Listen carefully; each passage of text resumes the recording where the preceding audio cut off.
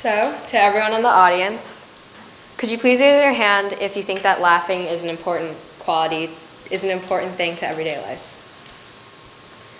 Could you please raise your hand again if a good sense of humor is one of the qualities you look for when making a friend or finding a partner?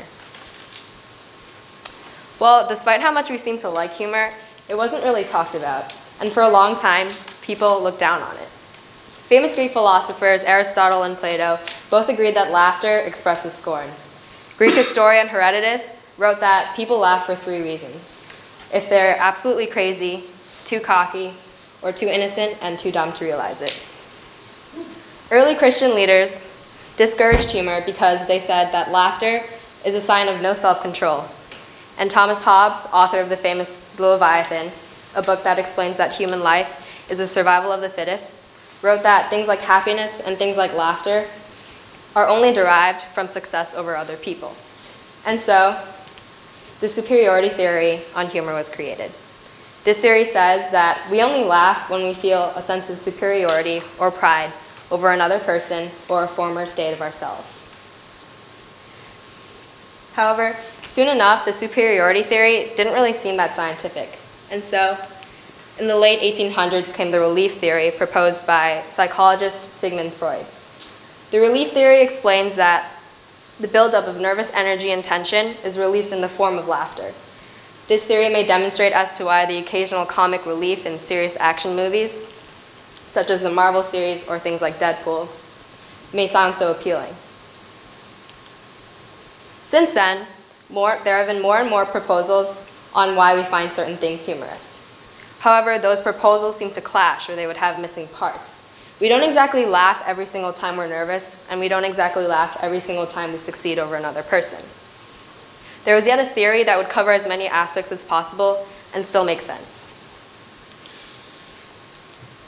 Recently, however, in 2014, a new theory on why humor occurs was proposed by Professor Peter McGraw at the University of Colorado Boulder.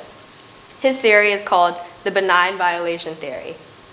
And McGraw states that although laughter creates positive benign emotions, laughter doesn't happen in every single benign scenario.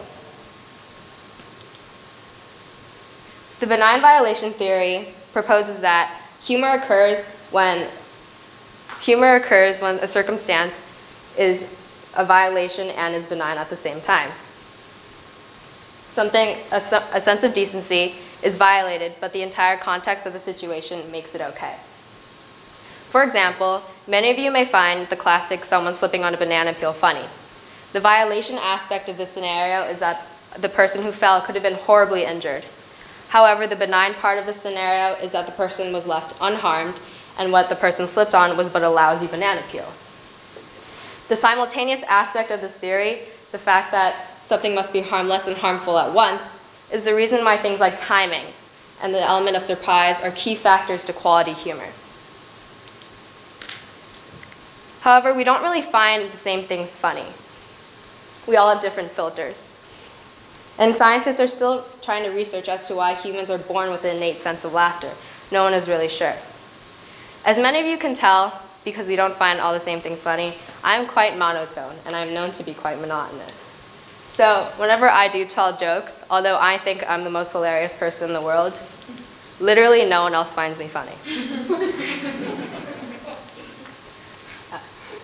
But it is our differences that make us humans so strange, sometimes even frightening, but all the more fascinating and beautiful.